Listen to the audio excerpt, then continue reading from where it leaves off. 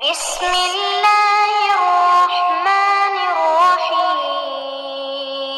السلام علیکم ورحمۃ اللہ وبرکاتہ۔ عزیز طلباء و طالبات، منہج تحقیق میں آج ہمارا چوتھا سبق ہے جس کا عنوان ہے تحقیق میں حصول علم کے ذرائع۔ نیا سبق شروع کرنے سے پہلے ہم گزشتہ سبق کا خلاصہ دیکھ لیتے ہیں۔ گزشتہ سبق میں ہم نے تحقیق اور تنقید کی تعریف، تحقیق اور تنقید کا فرق، تحقیق اور تنقید میں مشترکات پر بات کی تھی۔ آج کا سبق چونکہ ہمارا حصول علم کے ذرائع پر ہے تو سب سے پہلے ہم ذرائع پر بات کر لیتے ہیں۔ جیسے ہمیں مختلف چیزیں حاصل کرنے کے لیے مختلف ذرائع استعمال کرنا پڑتے ہیں۔ مثال کے طور پر ہمیں روشنی کے حصول کے لیے مختلف چیزیں درکار ہوتی ہیں، جیسے کہ سورج، کیونکہ روشنی حاصل کرنے کا یہ سب سے بڑا اور اہم سورس ہے، اہم ذریعہ ہے۔ اسی طرح ٹارچ کی مدد سے بھی ہم روشنی حاصل کرتے ہیں، اور یا پھر بلب وغیرہ کی مدد سے بھی ہمیں روشنی حاصل ہوتی ہے۔ تو اسی طرح علم حاصل کرنے کے لیے بھی مختلف ذرائع ہوتے ہیں، مختلف طریقہ کار ہوتے ہیں جن کی مدد سے ہم علم حاصل کر سکتے ہیں۔ تو آج کا سبق چونکہ ہمارا حصول علم کے ذرائع پر ہے تو اس لیے آج ہم اس پر بات کریں گے۔ حصول علم کے ذرائع میں جو سب سے اہم چیز ہے وہ ہے مواد، کیونکہ تحقیقی عمل کا دار و مدار حقیقت میں مواد پر ہی ہوتا ہے، کیونکہ جب مواد محقق کے سامنے ہوگا، اس پر وہ غور و فکر کرے گا، تب جا کے تحقیق ہوگی یا پھر کوئی نتیجہ اخذ کیا جا سکے گا۔ جو مواد ہے اس کو اگر آپ کے سامنے موجود ہے تو اس کی مثال ہم یوں لے لیں گے جیسے کہ کوئی خام مال ہوتا ہے۔ اب خام مال تو ہمارے سامنے پڑا ہے، ہم اس خام مال سے مختلف چیزیں تیار کر سکتے ہیں۔ اسی طرح تحقیق کے میدان میں مواد اگر ہمارے پاس موجود ہے تو اس مواد پر ہم مختلف انداز سے تجزیہ کر کے، اس کی درجہ بندی کر کے، یا پھر اس پر مختلف طریقوں سے کام کر کے ہم مختلف نتائج اور مختلف اصول وضع کر سکتے ہیں۔ حصول مواد کے ذرائع کون کون سے ہیں؟ پہلے یہ بات ہوئی کہ مواد تحقیقی عمل میں کتنی اہمیت رکھتا ہے، کیونکہ مواد ہوگا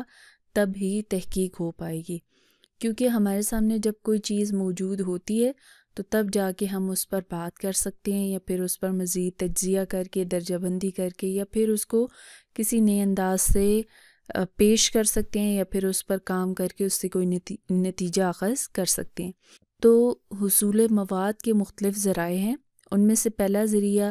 عوام، دوسرا ذریعہ لائبریریاں، جبکہ تیسرا تحقیقی رسائل اور چوتھا اخبارات ہیں۔ اب ہم ایک ایک کر کے ان پر بات کریں گے اور یہ دیکھیں گے کہ عوام سے ہم کس طرح سے مواد اکٹھا کر سکتے ہیں، لائبریریوں، تحقیقی رسائل اور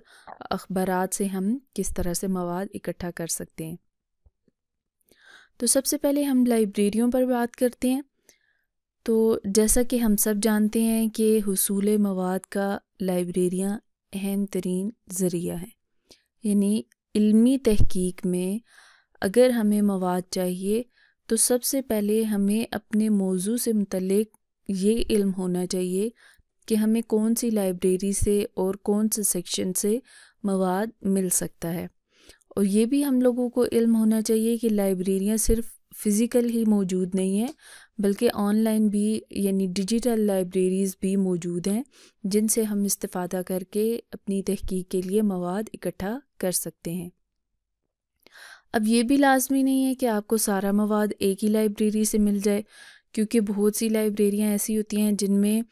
مختلف فنون سے متعلقہ کتب تو دستیاب ہوتی ہیں، لیکن لازمی نہیں ہوتا کہ ہر فن سے متعلق ہر کتاب موجود ہو، یعنی جتنی اس میں کیپیسٹی ہے یا جتنا اس میں ممکن تھا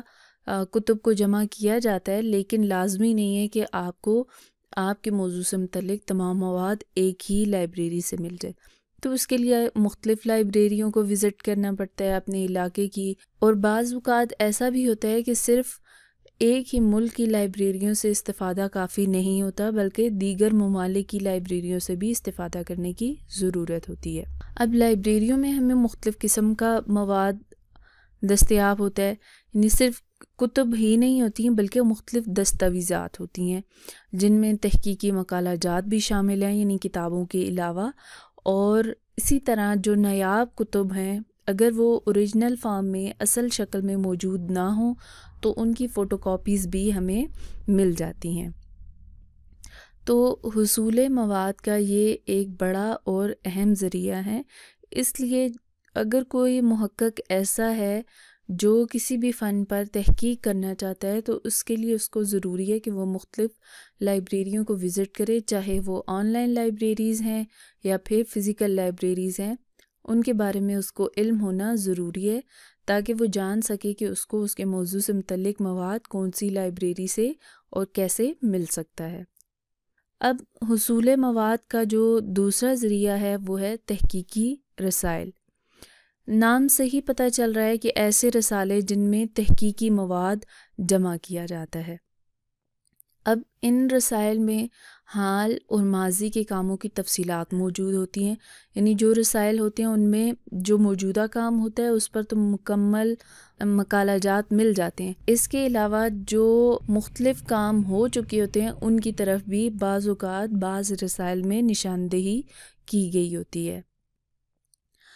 پھر اسی طرح یہ جو تحقیقی رسائل ہوتے ہیں ان میں فاضل علماء کے مضامین شائع کیے جاتے ہیں جن سے انسان استفادہ کر سکتے ہیں اور اپنے موضوع سے متعلق مواد اس کو ایک ہی جگہ سے کافی زیادہ حد تک مل جاتا ہے، اور اس تحقیقی رسالے کا یہ فائدہ بھی ہوتا ہے کہ اصل جو مصادر کتب ہیں ان کی طرف بھی رہنمائی ہو جاتی ہے، یعنی وہ جو مضامین اس رسائل میں ان رسالوں میں لکھے ہوتے ہیں ان کے مطالعے سے پتہ چل جاتا ہے کہ ہمیں ہمارے موضوع سے متعلق کن کتابوں کو پڑھنے کی ضرورت ہے یا پھر کن کتابوں سے ہمیں اپنے موضوع سے متعلق مواد مل سکتا ہے۔ تحقیقی موضوعات سے متعلق مختلف مواد اور مختلف معلومات بھی ان رسائل میں موجود ہوتی ہیں، مختلف تبصرے کیے جاتے ہیں جن سے ہمیں اپنے موضوع، اپنے جو ریسرچ ٹاپک ہوتا ہے اس سے متعلق مواد بھی ملتا ہے، معلومات بھی ملتی ہیں اور ریسرچ کرنے میں مزید آسانی بھی ہوتی ہے، اور اس کا مزید ہمیں فائدہ یہ بھی ہوتا ہے کہ ہمیں اندازہ ہو جاتا ہے کہ ہمارے موضوع سے متعلق کتنا کام ہو چکا ہے اور مزید کس پہلو پر کام کرنے کی ضرورت ہے۔ تو یہ حصول مواد کا دوسرا اہم سورس ہے، یعنی ہمیں جب اپنے کسی بھی موضوع پر کام کرنا ہے تو سب سے پہلے تو ہمیں لائبریریوں کا علم ہونا چاہیے، دوسرا ہمیں تحقیقی رسائل کا بھی پتہ ہونا چاہیے کہ ہمارے موضوع سے متعلق کون کون سے رسالے ہمارے اپنے ملک میں موجود ہیں یا پھر دیگر ممالک میں موجود ہیں۔ اس کا ایک آسان سورس ایک گوگل اسکالر ہے جس کی مدد سے آپ کو مختلف جو رسائل ہیں ان کی طرف بھی رہنمائی ملتی ہے، کیونکہ جب ہم اپنے موضوع سے متعلق کوئی بھی آرٹیکل گوگل اسکالر پر سرچ کرتے ہیں تو وہاں سے ہمیں یہ پتہ چل جاتا ہے کہ ہمارے متعلقہ موضوع کون کون سے رسائل میں چھپے ہوئے، پھر ان رسائل کو جانچنے کے بعد یا ان کو چھاننے کے بعد ہمیں یہ بھی پتہ چل جاتا ہے کہ ہمارے موضوع سے متعلق مزید کن لوگوں نے اور کتنا کام کیا ہوا ہے۔ اسی طرح حصول مواد کا تیسرا اہم ذریعہ عوام ہے، اس کو انتہائی اہم سورس مانا جاتا ہے کیونکہ بعض اوقات بعض واقعات، بعض روایات ایسی ہوتی ہیں جو ہمیں صرف عوام کی مدد سے ہی حاصل ہو سکتی ہیں، یعنی کچھ واقعات ایسے رونما ہوئے ہوتے ہیں کہ جن کو کتابی شکل میں یا پھر کسی رسالے میں یا کسی اخبار میں فی الحال شائع نہیں کیا گیا ہوتا،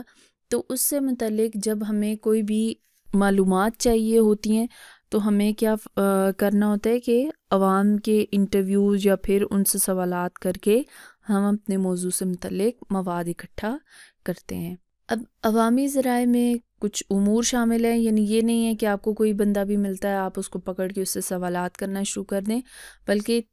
3 مختلف طریقے ہیں۔ ایک تو یہ کہ سوال نامے تیار کیے جاتے ہیں، یعنی اپنے موضوع سے متعلق جس طرح کے سوالات ہمیں لوگوں سے پوچھنا ہوتے ہیں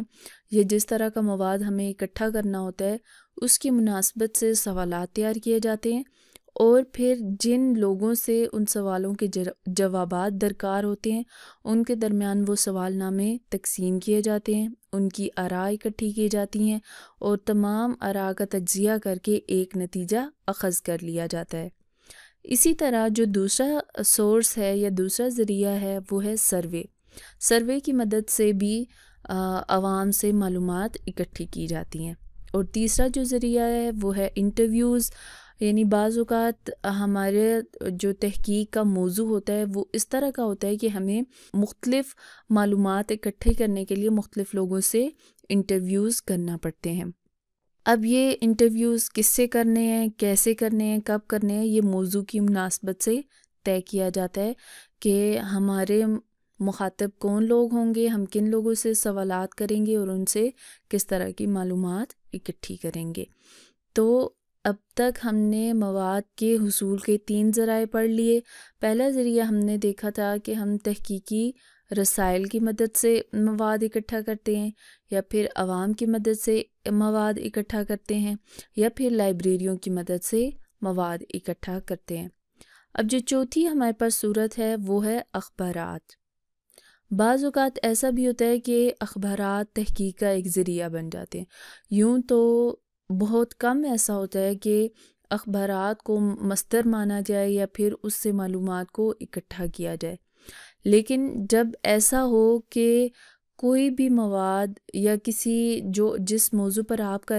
کام کر رہے ہیں اس میں کچھ ایسی چیزیں شامل کی گئی ہیں کہ جس سے متعلق کوئی کتاب نہیں لکھی گئی، کوئی مقالہ شائع فی الحال نہیں ہوا، یا پھر عوام کے پاس اس کے متعلق معلومات موجود نہیں ہیں، تو اس صورت میں اخبارات سے بھی فائدہ حاصل کیا جاتا ہے۔ مثال کے طور پر کوئی ادیب ہے یا کوئی عظیم شخص ہے جس کی وفات ہو جاتی ہے اور یہ حالیہ کام ہو چکا ہوتا ہے، تو اس صورت میں لازمی نہیں ہے کہ اس شخصیت پر کوئی فوراً کتاب لکھ دی گئی ہو جہاں سے ہمیں اس کی تاریخ وفات نقل کرنی ہو تو ہم اس کتاب سے استفادہ کر لیں گے۔ اگر ایسا ممکن نہ ہو تو بہت سی اخبارات ایسی ہوتی ہیں جن میں جو مشہور شخصیات ہوتی ہیں ان کی تاریخ وفات یا پھر ان کو اگر کوئی اعزاز دیا گیا ہو تو اس کی تاریخ شائع کر دی جاتی ہے۔ تو اس صورت میں ہم کیا کرتے ہیں، تحقیق کے لیے اخبارات سے بھی استفادہ کرتے ہیں،